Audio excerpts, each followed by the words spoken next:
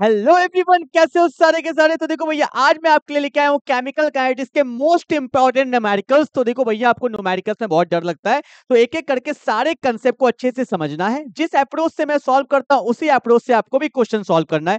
तो देखो, last class में मैंने सॉल्यूशन का न्यूमेरिकल्स डाल दिया था, उसको अच्छे से कर लेना। और आज मैं आपको करा रहा हूँ केमिकल काइनेटिक्स के न्यूमेरिकल्स। क्लियर है? अच्छे अच्छे क्वेश्चन ला रहा हूँ, एक एक क्वेश्चन को अच्छे से करेंगे। क्लियर है? ध्यान से देखो।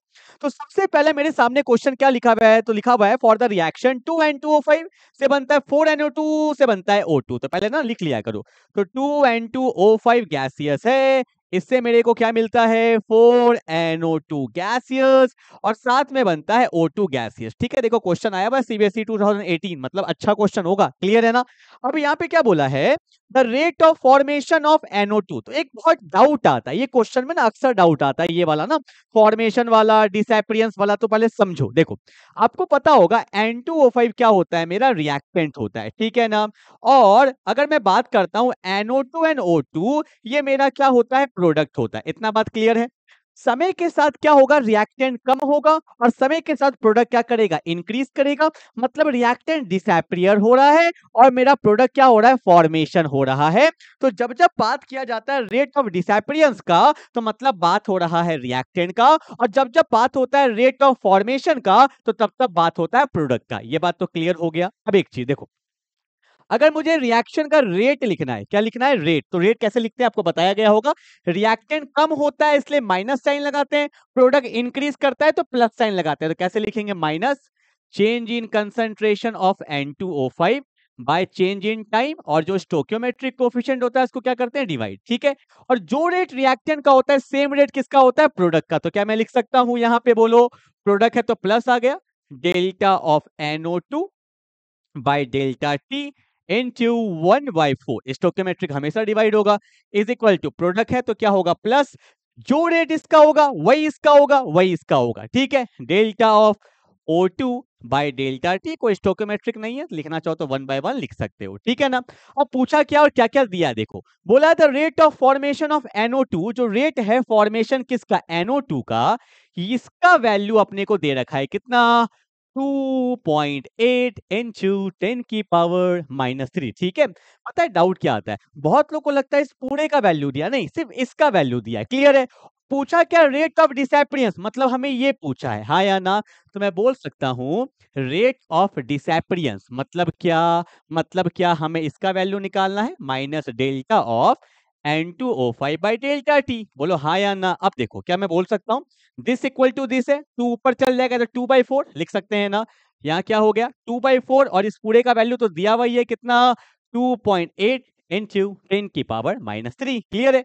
यहाँ से कितने बार में गया, 2 से कितने बार में गया, 1.4। तो हमारा फाइनल आंसर कितना आ जाएगा, तो हमारा फाइनल आंसर आएगा 1.4 इंटू 10⁻⁻3। यूनिट क्या है, मोलैरिटी सेकेंड इनवर्स। हो गया।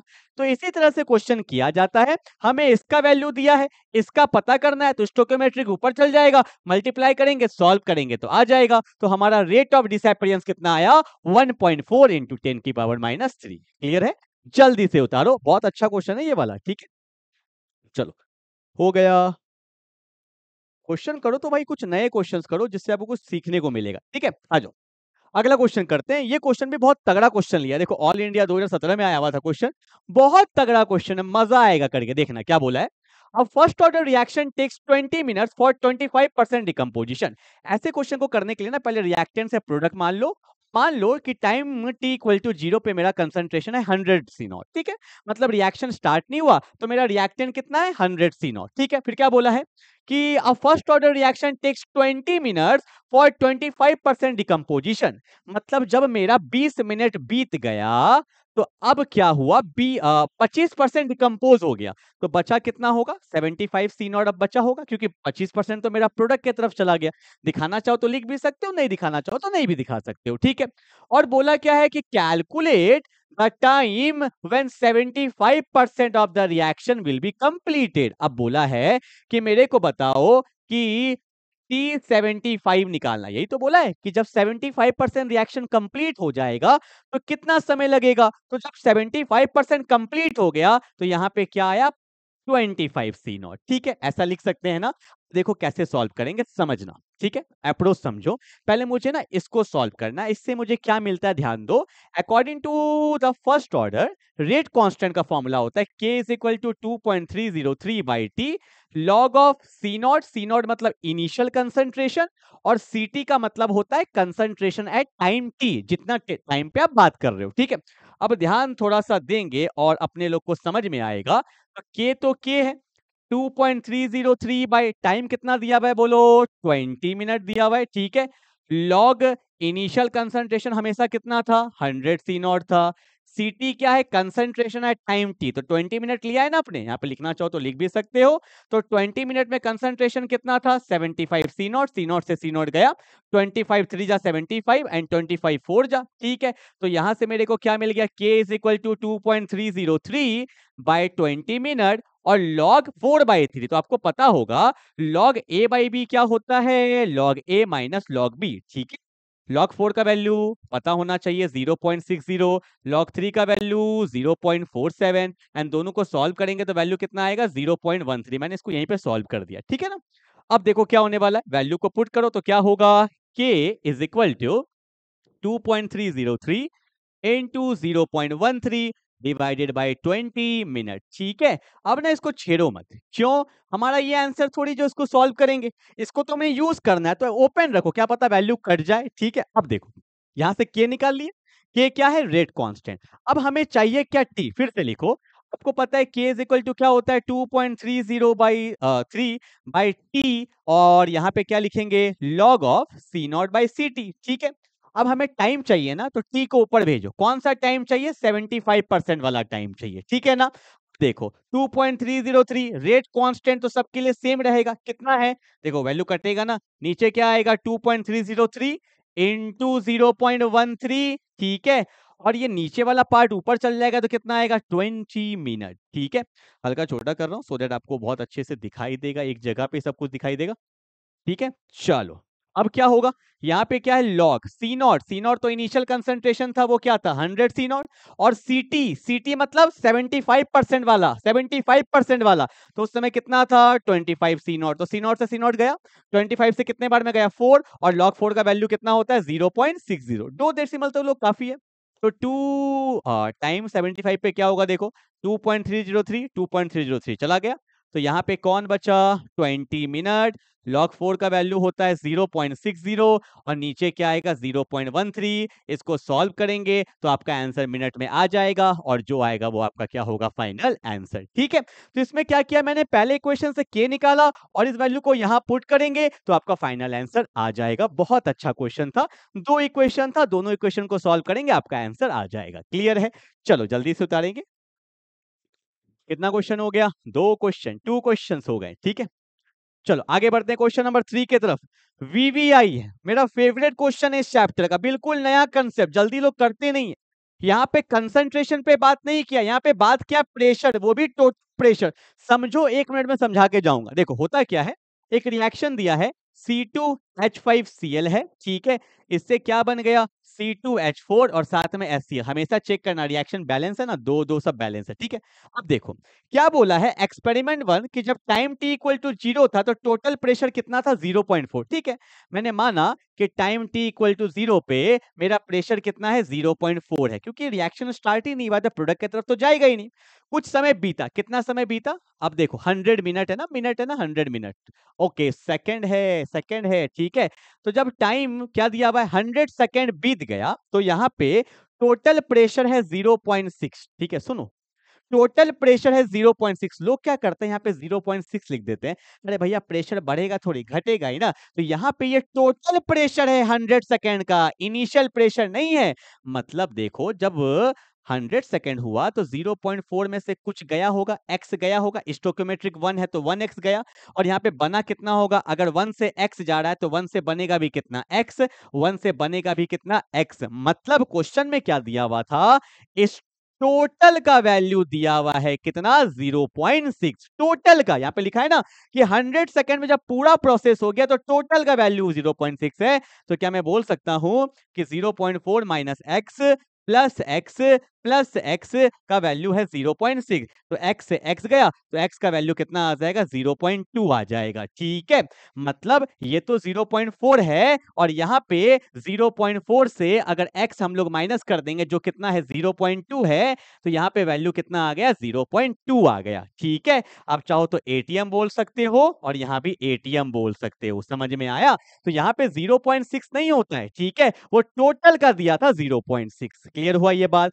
निकालना क्या है, कैलकुलेट द रेट कांस्टेंट, तो वही लगेगा k इज इक्वल टू क्या होता है 2.303 बाई टी। टी कितना है मेरा 100 सेकेंड है। ठीक है, लॉग ऑफ वहां पे सी नॉट बाई सी टी था, यहाँ पे P not by P T. P not कितना है 0.4 और पीटी जो आपने तुमने निकाला है कितना 0.2, पॉइंट से पॉइंट गया तो log 2 आ गया। log 2 का वैल्यू कितना होता है 0.30, तो k इज इक्वल टू कितना आएगा 2.303 बाय 100। बोलो ना हाँ या ना? और log 2 का वैल्यू 0.30। ठीक है, टाइम किस में था, सेकंड में था, तो ऊपर जाएगा तो रेट कांस्टेंट का यूनिट क्या हो जाएगा सेकंड इनवर्स। इसको आप सॉल्व कर लोगे तो आपका फाइनल आंसर आ जाएगा। क्लियर है ना? तो इस तरह से करना, यहाँ पे टाइम सेकंड इनवर्स नहीं होगा, यहाँ पे टाइम सेकंड होगा। ठीक है, चलो ये प्रेशर वाला क्वेश्चन है, ये टोटल प्रेशर दिया हुआ है। ठीक है, मतलब जब रिएक्शन पूरा प्रोसेस हो जाएगा तो उस टोटल का प्रेशर का वैल्यू दिया है। ठीक है, चलो भैया, एक क्वेश्चन हो गया, दो क्वेश्चन हो गया, तीन क्वेश्चन हो गया। ये सब अच्छे अच्छे क्वेश्चन है जो एक्चुअल में आपको हमारा मेन कोर्स का लेक्चर है ये सब। ठीक है भाई, चलो आगे बढ़ते हैं क्वेश्चन नंबर 4 के तरफ। क्या बोला है क्वेश्चन नंबर 4? देखो ये क्वेश्चन थोड़ा सिंपल है। फॉर द रिएक्शन रिएक्टेंट से प्रोडक्ट, तो भैया रिएक्टेंट से प्रोडक्ट बन गया। ठीक है, बोला है the concentration of the reactant changes from 0.03 molarity to 0.02 molarity in 25 minute. ये एनसीईआरटी का क्वेश्चन है। देखो मैंने माना कि जब टाइम t इक्वल टू 0 था तो कंसंट्रेशन कितना था 0.03 मोलैरिटी। ठीक है, स्टार्ट भी नहीं हुआ, जब कुछ समय बीत गया, कितना बीत गया 25 मिनट बीत गया, तो कंसंट्रेशन कितना हो गया 0.02 मोलैरिटी। ऑब्वियस सी बात है, समय के साथ तो कंसंट्रेशन घटेगा ही ना रिएक्टेंट का, क्या बढ़ेगा प्रोडक्ट का बढ़ेगा। तो बोला है calculate the average rate of the reaction using both minutes and second. NCERT का क्वेश्चन है।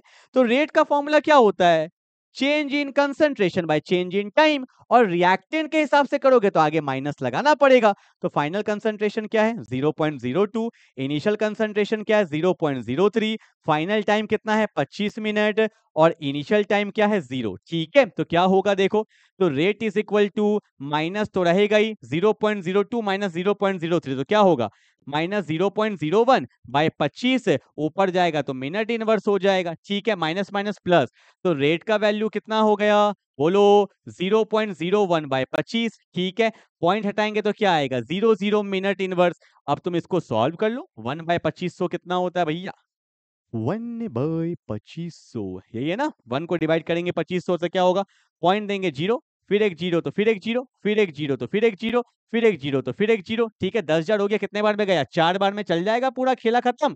तो आंसर आएगा 0.0004। ठीक है, कौन मिनट इनवर्स। ठीक है, अगर 1 2 3 4 करोगे तो 4 इंटू 10 की पावर -4, यहाँ पे क्या आ जाएगा मिनट इनवर्स आ जाएगा। ठीक है, okay wait wait wait wait, I am really really sorry. ठीक है, ऊपर में कौन था मोलैरिटी था ना, तो मोलैरिटी मिनट इनवर्स आ जाएगा। ठीक है, रेट यहाँ पे भी देखो, यहाँ पे ऊपर में मोलैरिटी तो था ही ना। ठीक है, मोलैरिटी मिनट इनवर्स। ठीक है, यहाँ भी क्या होगा मोलैरिटी मिनट इनवर्स और यहाँ भी क्या होगा मोलैरिटी मिनट इनवर्स। ठीक है, क्योंकि ऊपर मोलैरिटी भी तो है। ठीक है, समझ में आया? और अगर पूछा है सेकंड में तो सेकंड में कुछ मत करना, यहाँ मिनट था ना, मिनट को सेकंड में करने के लिए इंटू क्या कर देंगे 60, तो यहीं पे इंटू 60 कर देंगे, फिर आप सॉल्व कर लोगे तो आपका फाइनल आंसर आ जाएगा। ठीक है, सब कुछ वही था, आपको मिनट को सेकंड में करने के लिए 60 से क्या करते हैं मल्टीप्लाई करते हैं और आपका फाइनल आंसर बच जाएगा। क्लियर है ना? कितना क्वेश्चन हो गया, 4 क्वेश्चन अच्छे से हो गया। आगे बढ़ते हैं अगले क्वेश्चन की तरफ। तो आज का लास्ट क्वेश्चन है, ये बहुत अच्छा क्वेश्चन है, ध्यान से देखो क्या बोला है। The C14 content of an ancient piece of food was found to have 3/10 of that in living tree। देखो भैया कभी कल ना क्वेश्चन समझ में नहीं आता, ऐसे क्वेश्चन बोर्ड का लेवल बढ़ चुका है भैया, बार बार बोल रहा हूं, ऐसे क्वेश्चन जल्दी समझ में नहीं आते। सुनो क्या बोला है, फिर से पढ़ो।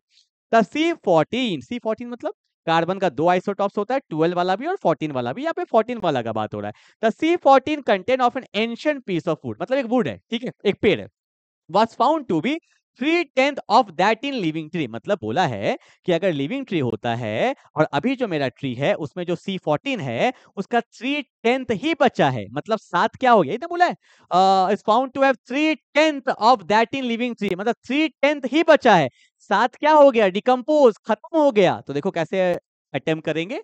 मैंने मान लिया रिएक्टेंस से product, time t equal to 0 पे था 10 C नॉट, क्योंकि भैया 3/10 के हिसाब से बात हुआ है ना, तो मैंने इनिशियली बोला 10 C नॉट है, ठीक है।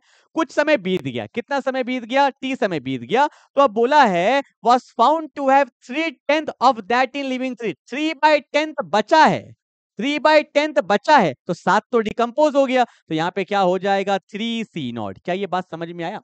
अक्सर समझ में नहीं आता, मैं बार बार बोल रहा हूं, लाइन को पढ़ो। The C14 content of an ancient piece of wood was found to have 3/10 of that in living tree। जितना लिविंग ट्री में होना चाहिए उसका 3/10 ही बचा है, 7 क्या हो गया, डिकम्पोज, ठीक है। तो बोला how old is that of peace of would, मतलब टी निकालना है, समय तो निकालना है, तो के नहीं दिया हुआ है क्या, हाँ के भी निकालना पड़ेगा, उसके लिए एक चीज दिया हुआ है यहाँ पे, हाफ लाइफ दिया हुआ है। तो आपको पता होगा टी हाफ जो होता है ना फर्स्ट ऑर्डर में, वो होता है 0.693 बाई के, तो के क्या हो जाएगा 0.693, और टी हाफ कितना दे रखा है 5730 ईयर्स, ठीक है। तो इसको अभी सॉल्व नहीं करेंगे, डायरेक्टली पुट कर देंगे तो इजी होगा ना। तो मेरे को पता है कि k इज इक्वल टू क्या होता है 2.303 by t log of C naught by C t, ठीक है। तो मेरे को t चाहिए तो t को ऊपर भेजो, तो 2.303 by k log of C naught by C t, ठीक है। चलिए वैल्यू पुट करिए, तो t है तो t है 2.303 है तो है, k के जगह पे क्या रखेंगे 0.693, ऊपर चल जाएगा 5730 ईयर्स, ठीक है। ओके ओके ठीक है, और क्या है, ये मेरा क्या आ गया, के आ गया ना। अब क्या बचा, log C naught, C naught कितना है 10 सी नॉट, ठीक है। सी टी कितना है 3 सी नॉट, सी नॉट से सी नॉट गया, ठीक है। अब इसको आप सॉल्व कर लेना थोड़ा सा, ठीक है। 2.303 इंटू 5730 ईयर्स में आंसर आएगा, क्योंकि यूनिट क्या है, ईयर है। 0.693 लॉग 10/3 तो क्या होता है लॉग 10 माइनस लॉग 3, ठीक है। सॉल्व कर लोगे अब ना। लॉग 10 का वैल्यू कितना होता है 1 होता है, और लॉग 3 का वैल्यू कितना होता है 0.47 होता है, तो यहाँ से 0.53 आएगा। कैलकुलेशन करेंगे तो जो आंसर आएगा वो आपका फाइनल आंसर आएगा, किसमें, ईयर्स में आ जाएगा। क्लियर है। तो ये 5 क्वेश्चन मैंने आपको अच्छे से करा दिया है न्यूमेरिकल्स को, ये पांचों को आप अच्छे से, बहुत अच्छे से रिवाइज करिए, और कल मैं आपको ला रहा हूं इलेक्ट्रोकेमिस्ट्री का। तो 5 सॉल्यूशन हो गया, 5 केमिकल काइनेटिक्स हो गया, 5 इलेक्ट्रोकेमिस्ट्री का। फिर से एक बार करेंगे, फिर से नया क्वेश्चन, फिर 5 सॉल्यूशन, 5 केमिकल काइनेटिक्स, 5 आपका इलेक्ट्रोकेमिस्ट्री, तो 10-10 न्यूमेरिकल्स हमारा बहुत अच्छे से होते चल जाएगा। करते चलिए, मिलते हैं अगले लेक्चर में।